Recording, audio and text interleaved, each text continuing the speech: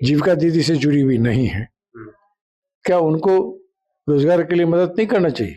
जो जीविका दीदी से जुड़ी है या जीविका दीदी से जो समूह से जुड़ी है उनको मिलता है, लाभ पहुंचाया जा रहा है। जो लाभान्वित हैं उन्हीं को और एक्स्ट्रा लाभ क्यों दे रहे हैं? ओरमा ग्रुप, जो सोचता है वो करता है, आपके अपने सपनों का आशियाना। नमस्कार, भारत लाइव देख रहे हैं आप और मेरा नाम है उत्तम कुमार। देखिए, बिहार में राज्य सरकार के द्वारा चुनाव से पहले भी महिलाओं को मुख्यमंत्री रोजगार योजना के तहत 10-10 हजार रुपए जो है दिए गए थे। वहीं अब कल भी महिलाओं को 10-10 हजार रुपए दिए गए हैं। अभी हमारे साथ बातचीत करने के लिए कांग्रेस के बड़े नेता और एमएलसी प्रेमचंद मिश्रा जी हैं। सर, सबसे पहले आपका सर स्वागत है। धन्यवाद आपका। सर, पैसे जो हैं सरकार के द्वारा जो महिलाओं को दिए जा रहे हैं, इस पर भी सर आपने एक प्रतिक्रिया दी है जिसकी आप चर्चा काफी जोरों शोरों से हो रही है। सर देखिए, मैंने ये कहा कि महिलाओं को आप सहयोग कर रहे हैं रोजगार के लिए, बिल्कुल, तो अच्छे कदम है। इसका विस्तार होना चाहिए। बहुत सारी ऐसी महिलाएं हैं जो सामान्य वर्ग से हैं या जो जीविका दीदी से जुड़ी हुई नहीं है, क्या उनको रोजगार के लिए मदद नहीं करना चाहिए? बिल्कुल, उनका भी हक बनता है ना। मैंने यही कहा कि जीविका दीदी को दे रहे हैं, अच्छी बात है। उनसे जुड़े स्वयंसेवी समूह को दे रहे हैं, अच्छी बात है। लेकिन एक बड़ी आबादी महिलाओं की है जिसे भी रोजगार के लिए वित्तीय सहायता की आवश्यकता है। तो सामान्य वर्ग की महिलाओं के लिए सरकार क्यों नहीं कुछ सोच रही है? मैंने ये कहा। या जो जीविका से नहीं जुड़े हैं, ऐसी महिलाएं, चाहे वो दलित वर्ग की हो, अल्पसंख्यक समाज की हो, या गरीब हो, या जो जरूरतमंद हो, मैं तो ये कह रहा हूँ जो जरूरतमंद महिलाएं हैं जिन्हें भी रोजगार, छोटा मोटा धंधा पानी चलाने का हक है, और उसके लिए अगर सरकार देती है, ये कदम और भी अच्छा माना जाएगा। इसलिए मैंने कहा कि इसका विस्तार होना चाहिए और प्रयास ये होना चाहिए सरकार की कि मैक्सिमम स्तर पर महिलाओं को आप वित्तीय सहायता दें। सर, जब इस योजना की शुरुआत हुई थी तो सरकार के द्वारा यह कहा गया था कि 2,70,00,000 जो परिवार है, सभी परिवार के महिलाओं को 10-10 हजार रुपए दिए जाएंगे। लेकिन ऐसा तो नहीं हुआ है। जो जीविका दीदी से जुड़ी है या जीविका दीदी से जो समूह से जुड़ी है उनको मिलता है। और जीविका दीदी सबको पता है, वो तो ऑलरेडी सरकार से लाभान्वित संस्था है। उसे सरकार की तरफ से कई प्रकार की मदद दी जाती है, कई प्रकार के भत्ते दिए जाते हैं। तो ऑलरेडी जिनको कुछ न कुछ लाभ पहुंचाया जा रहा है, जो लाभान्वित हैं उन्हीं को और एक्स्ट्रा लाभ क्यों दे रहे हैं? उनको भी देना चाहिए ना, जिन्हें कुछ कोई देखने वाला नहीं है। इससे मैंने कहा कि सामान्य वर्ग की बहुत सारी महिलाएं हैं जिन्हें भी रोजगार के लिए उतना ही हक है, तो कुछ धंधा पानी करें, अपना रोजी रोटी चलाएं, अपने बच्चों का लालन पालन करें, तो उन्हें भी कुछ सहायता मिलनी चाहिए। विपक्ष ने आरोप लगाया था कि 10 हजार देकर जो है आप वोट खरीद रहे हैं, इस पर क्या? बिल्कुल वही था। इसमें चुनाव आयोग आंख बंद किया रहा। बीच चुनाव में जब आचार संहिता लागू है, तब आप खुलेआम लाखों महिलाओं के खाते में 10,000 रुपये बांट दिए गए। चुनाव आयोग चुप रहा। चुनाव आयोग ने रोकने लगाई, कहते इस पर कानूनी कार्रवाई होनी चाहिए थी। इस आचार संहिता का सरासर उल्लंघन था जो बिहार सरकार के द्वारा किया गया। लेकिन चुनाव आयोग तो जानते ही क्या किया इलेक्शन में। तो ये सब चीजें ऐसी थी जिसकी आलोचना होना स्वाभाविक है। इसलिए हम लोगों ने कहा था कि वित्तीय सहायता आचार संहिता लागू होने के बाद भी जारी रखना, बार बार खाते में डालना, और भी सरकारी खजाने से डालना, ये अपने आप में गलत हुआ था। क्या लगता है ये दुरुपयोग किया गया है? नहीं, ये तो सीधे रिश्वतखोरी, और क्या है। आप पैसे सीधे बांट रहे हो और वोट ले रहे हो। इंटेंशन क्या है? अगर महिलाओं का उत्थान इंटेंशन था, तो जो लोग सरकार में 15 से 18 साल से सत्ता में बैठे हैं, बहुत समय था ना काम करने का। बिल्कुल। तो आपने इस समय कुछ नहीं किया। जब चुनाव सर पे है, 10 दिन 15 दिन वोटिंग होना है, तो पैसे बांट रहे हैं। इसको क्या कहेंगे? इसको राजनीतिक रिश्वतखोरी कहते हैं।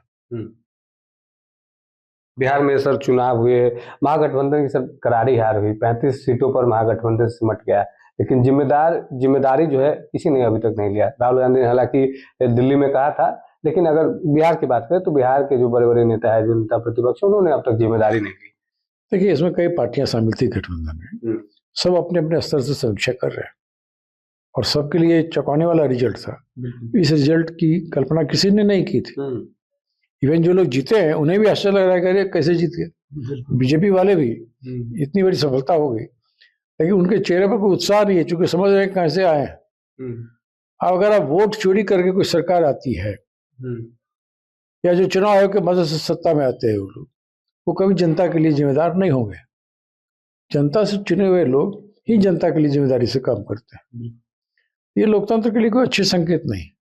चुनाव निष्पक्ष हो, चुनाव आयोग निष्पक्षता से काम करे, इसकी आवश्यकता है। ग्राउंड पर लेकिन कहीं भी SIR का जो मुद्दा है वो लोगों के बीच नहीं दिखा है। नहीं, ये गलत चीज है। SIR का मुद्दा अलग इशू था। बिल्कुल। यह चुनाव राज्य सरकार के कार्यों के मूल्यांकन के आधार पर हुआ है। 5 साल 10 साल का चुनाव होता है, सत्ता में बैठे लोग होते हैं, उनके कार्यों का मूल्यांकन होता है। SIR बीच में एक नया इशू आ गया था। आप खुद आप देखिए, प्रधानमंत्री से लेकर गृह मंत्री से लेकर तमाम बीजेपी के लोगों ने लगातार जोर शोर से अभियान चलाया था। घुसपैठी आ गए, उनका नाम हटाना है। आपने भी सुना होगा। बिल्कुल। रोज लोग बोलते थे मीटिंग में, चूंकि इनके लिए चुनाव मुद्दा था घुसपैठ बांग्लादेशी लोग आ गए। लेकिन जब चुनाव आने जो भी आ गए, लेकिन जब निर्वाचन आयोग ने अनाउंस किया कि हम इतने लाख लोगों का नाम हटा रहे हैं, उसमें उसने क्राइटेरिया बताया। कुछ लोग का नाम 2-2 जगह पर है, कुछ गांव पे पाए नहीं गए, कुछ बाहर रहते हैं, ठीक है। एक बार भी चुनाव आयोग ने कहा कि इसमें एक भी घुसपैठिया था। घुसपैठ नहीं था, और आप घुसपैठ के नाम पर ध्रुवीकरण करते रहे और राजनीतिक लाभ लेने की कोशिश करते रहे। और अगर घुसपैठ हुआ भी तो किसकी जवाबदेही है? ये तो सीधा अमित शाह की नाकामी है ना। दूसरे देश के लोग सीमा पार से कैसे आ गए, कैसे वोटर लिस्ट में नाम लिखा दिया?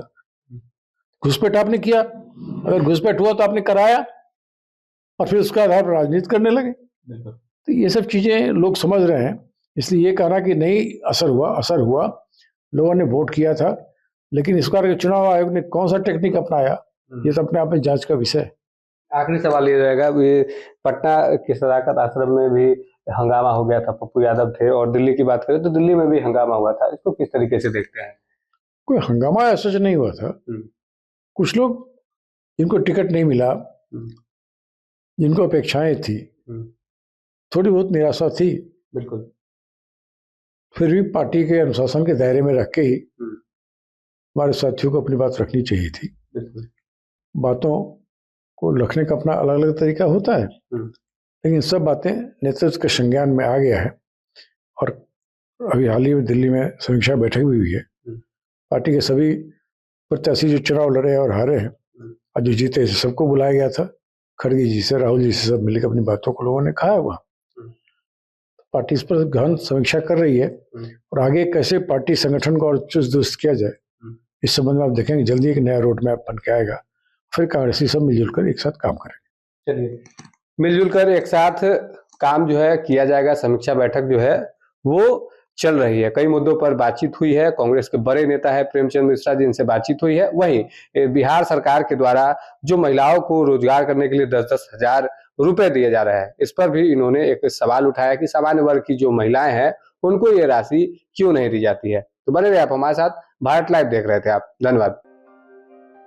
आपके सपनों को हमने सजाया है, ई होम्स पैनोरमा को हमने बनाया है। ई होम्स मेरा एक सपना था जिस पे मैं पिछले 4 साल से काम कर रहा था। हमने जो बनाया है वो सबने है माना। ई होम्स पैनोरमा में हो आपका भी आशियाना। और फाइनली हमने 2021 में इस प्रोजेक्ट को लॉन्च किया। बहुत लोग अप्रिशिएट कर रहे हैं कि पूर्णिया जैसे शहर में, बिहार के, एक तो बिहार की बात करें उसमें भी पूर्णिया जैसे छोटे जगह में इस तरह का लाइफस्टाइल देना, ये सुन के हम लोगों को बहुत अच्छा लगता है। ई होम्स में हमने कुछ और भी किया है, जैसे हम जिस जगह में रह रहे हैं हमारे फैमिली सिक्योर हो, उनको सिक्योरिटी का ध्यान में रखा है। आपकी सुविधा और सुरक्षा आपके लिए खास है, ये आपका विश्वास है। इसमें आर्टिफिशियल इंटेलिजेंस का 7 लेयर सिक्योरिटी का हमने इस्तेमाल किया है। लस ग्रीन कैंपस को बनाया है। यदि हमारा बाउंड्री वाल है तो वो वर्टिकल गार्डन है। ये जितनी भी फैसिलिटी होता है एक इंटरनेशनल टाउनशिप में ई होम्स है, ये हम लोग विश्वास नहीं कर पा रहे हैं। जो भी हमारे मित्र दोस्त या जो भी हमारे बाहर के बाहर आते हैं तो हम लोगों को बहुत अच्छा सुनने को मिलता है और बहुत अच्छा क्रेडिट मिल रहा है। वो सारा हमने सिर्फ एक बिल्डिंग नहीं बनाया, हमें एक बहुत अच्छा लाइफस्टाइल दिया ई होम्स में, और मेरा एक सपना था जिसको मैं आज फुलफिल होते हुए देख पा रहा हूँ। ये आपका आवास है, ई होम्स पैनोरमा में अब आपका निवास है। E homes panorama, luxurious lifestyle redefined. Panorama group, जो सोचता है वो करता है। अगर ये वीडियो पसंद आई और वह बिहार के राजनीति और बिहारियत से सरोकार रखेनी तो सब्सक्राइब बटन दबा के चैनल के सब्सक्राइब कर ली। ओजे एगो घंटी बा, ओकरा बटन दबा देला से कुल सटीक और मारक खबर रुआ मुफ्त में मिल जाई। अगर रुआ पत्रकारिता के हमनी के नया प्रयोग में सहयोग कर चाहतानी तो ज्वाइन बटन दबा दी। पेटीएम नंबर नोट कर ली 9386